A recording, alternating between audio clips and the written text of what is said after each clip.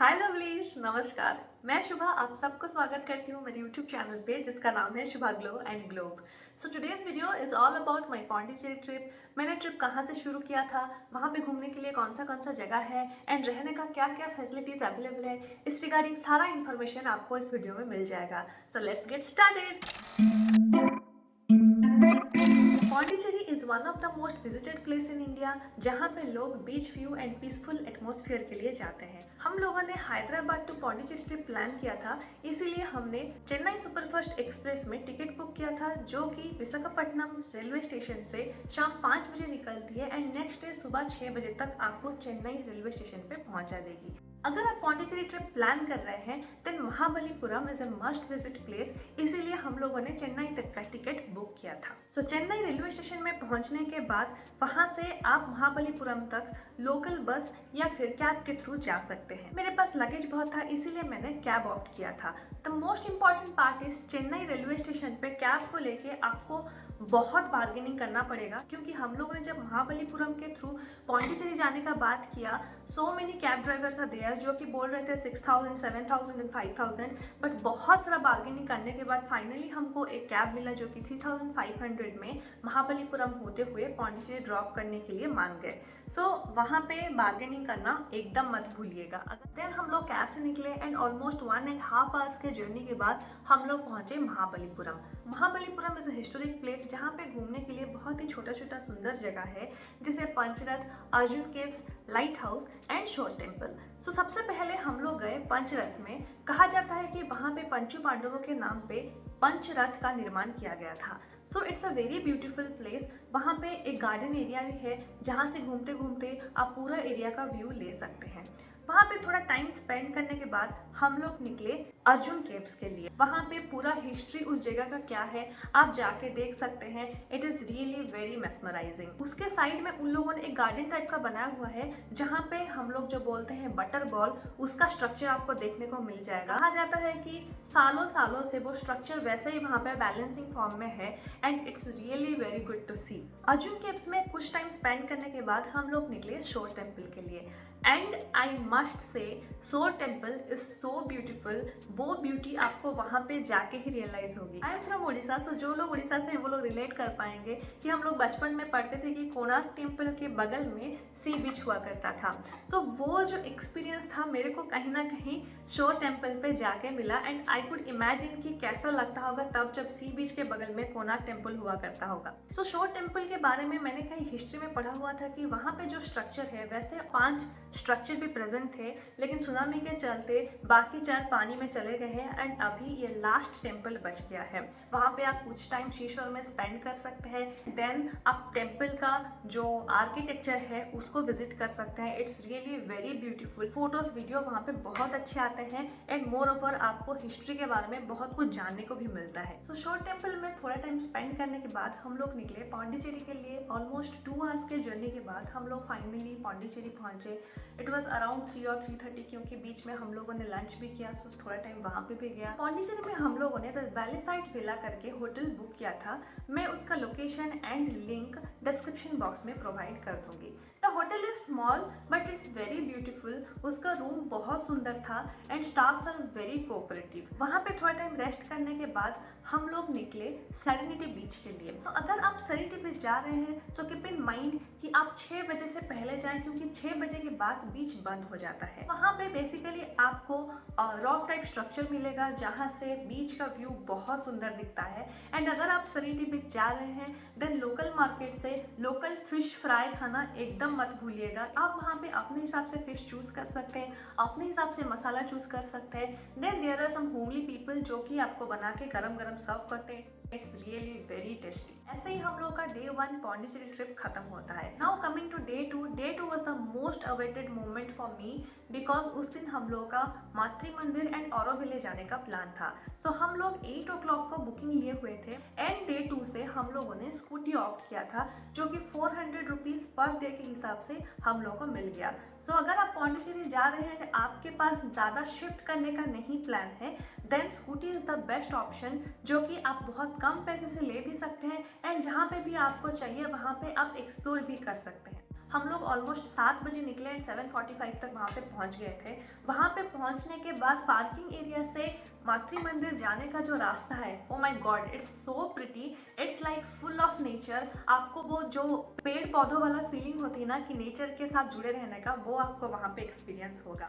सो मातृ मंदिर जाने के लिए आपको सबसे पहले रजिस्ट्रेशन सेंटर पे जाना होगा। So we reached there, reported there and had a breakfast. उसके बाद शुरू होता है मातृ मंदिर का विजिट। सबसे पहले वो लोग आपको एक थिएटर में ले जाते हैं जहाँ पे मातृ मंदिर के रिगार्डिंग आपको कंप्लीट इन्फॉर्मेशन दी जाती है। इससे पहले मैं आपको एक चीज बोलना चाहती हूँ कि अगर आप प्लान कर रहे हैं मातृ मंदिर जाने के लिए, देन ऑनलाइन बुकिंग जरूर कीजिएगा। उसका वेबसाइट का लिंक भी मैं डिस्क्रिप्शन बॉक्स में प्रोवाइड कर दूंगी। सो थिएटर शो खत्म होने के बाद हम लोगों को बस के थ्रू मेन एरिया पे ले जाते हैं जहाँ पे फोन्स एंड कोई भी इलेक्ट्रॉनिक इक्विपमेंट्स अलाउड नहीं है, इसीलिए मैं अंदर का व्यू नहीं कैप्चर कर पाई। बट या I will try my level best कि मैं आपको एक्सप्लेन अच्छे से कर पाऊँ। जैसे आप मातृ मंदिर का जो एरिया है वहाँ पे एंट्री करते हैं, आपको एक सूदिंग पीसफुल एक्सपीरियंस फील होना शुरू हो जाएगा and it's full of nature, beautiful trees, beautiful flowers आपको देखने को मिलेंगे जो कि बहुत ही सुंदर लगता है। वहाँ से होते हुए वो लोग आपको एक गैदरिंग एरिया में ले जाते हैं जहाँ पे क्या क्या रूल्स आपको फॉलो करना होता है वो लोग कंप्लीटली एक्सप्लेन करते हैं एंड मातृ मंदिर के रिगार्डिंग कुछ इन्फॉर्मेशन भी आपको देते हैं। सो इन्फॉर्मेशन गेन करने के बाद जो मेन गोल्डन ग्लोब है उसके अंदर आपको जाने को मिलता है and this is the main part. The golden globe has 7 meditation hall with different names and उसके अंदर अगर आप जाते हैं तो स्ट्रिक्टली इंस्ट्रक्शंस रहता है कि आप बात नहीं कर सकते हैं, आपको साइलेंस मेंटेन करके ही जाना है और वहां से वैसे ही निकलना है। The moment we entered into the golden globe it is something different world. मैं वर्ड पे एक्सप्लेन नहीं कर पा रही हूँ, मतलब अंदर का ऐसा स्ट्रक्चर है, जैसा वहाँ का एटमोसफियर है, इट्स लाइक सो सूदिंग। तो आपको वो लोग stage by stage finally meditation hall में लेके जाते हैं। The main meditation hall is completely blank and room के एकदम बीच में वो लोग एक बहुत प्रीशियस क्रिस्टल प्लेस किए हुए हैं एंड रूम का स्ट्रक्चर कुछ ऐसा है कि वो क्रिस्टल पे सनरेज जो है वो रिफ्लेक्ट करता है एंड वही जो लाइट रिफ्लेक्शंस आपको देखने को मिलती है, दैट्स इट। उसको छोड़ के no other reflection you can C.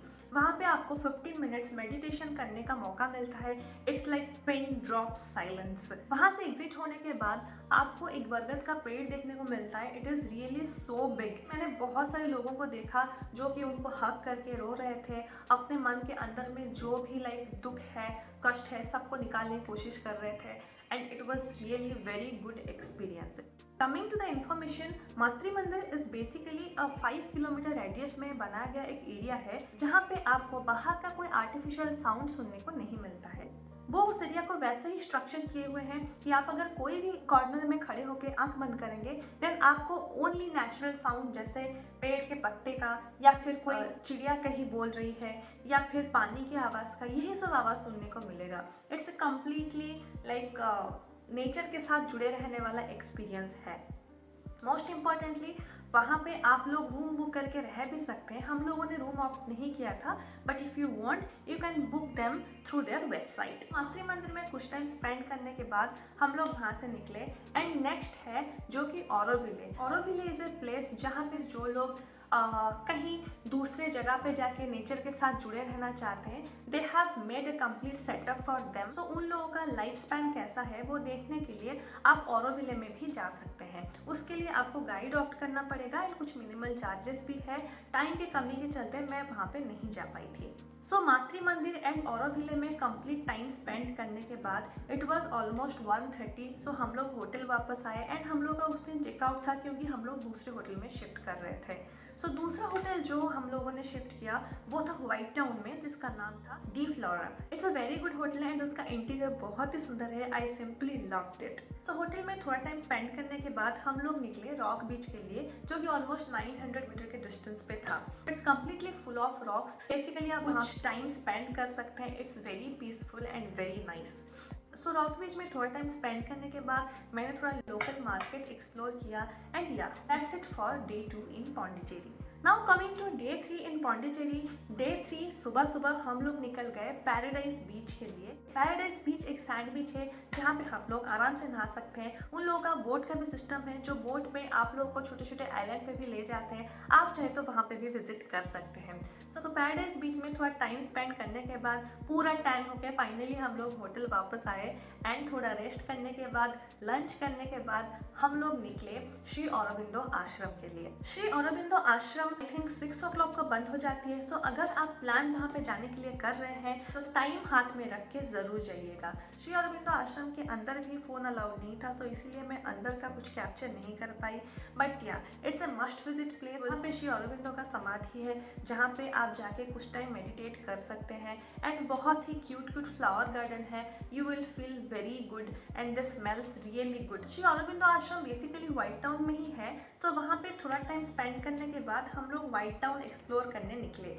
White town is full of French colonies and French colony में घर आपको बहुत सुंदर सुंदर मिल जाएंगे। सो वहाँ पे थोड़ा फोटो वीडियोस आप ले सकते हैं। वहाँ पे बहुत अच्छा कैफेज भी है, आप कैफेज भी एक्सप्लोर कर सकते हैं। व्हाइट टाउन में थोड़ा टाइम स्पेंड करने के बाद we get back to hotel and then evening में हम लोग का डिनर का प्लान था। तो डिनर के लिए हम लोगों ने विला शांति होटल चूज किया था। वहाँ का खाना एंड एम्बियंस बहुत अच्छा है। अगर आप जा रहे हैं एंड नॉन वेजिटेरियन है देन तंदूरी चिकन जरूर ट्राई कीजिएगा। It was so tasty. The staffs are so cordial as well. So वहाँ पे थोड़ा टाइम स्पेंड करने के बाद finally we got back to room and yes, ऐसे ही हम लोग का डे 3 भी खत्म होता है। नेक्स्ट डे हम लोगों ने कोई प्लान नहीं रखा था क्योंकि अराउंड 2 o'clock हम लोग का फ्लाइट था एंड हम लोग कुछ रश नहीं करना चाहते थे। It took only 45 minutes to reach the Pondicherry airport. तो वहाँ से फ्लाइट लेके we got back to Hyderabad. This is all about our Pondicherry trip. जो भी इंपॉर्टेंट इन्फॉर्मेशन है या लिंक्स है मैं डिस्क्रिप्शन बॉक्स में दे दूंगी। अगर आपका कुछ क्वेश्चन है देन आप उसको ड्रॉप कर सकते हैं। I will answer them back surely. Going forward Mahabalipuram and Auroville के रिगार्डिंग कंप्लीट इन्फॉर्मेटिव शॉर्ट्स मेरे पेज पे अवेलेबल रहेंगे। वंस दे आर पोस्टेड मैं उसका भी लिंक मेरे डिस्क्रिप्शन बॉक्स में दे दूंगी। आई होप ये वीडियो आपके लिए इन्फॉर्मेटिव रहेगी। ऐसे ही मोर इन्फॉर्मेशन के लिए like, share and subscribe my channel and don't forget to press the bell icon so कि नोटिफिकेशन आपको आती रहे। So this is it for today. मिलते हैं नेक्स्ट वीडियो पे। Till then bye bye, love you.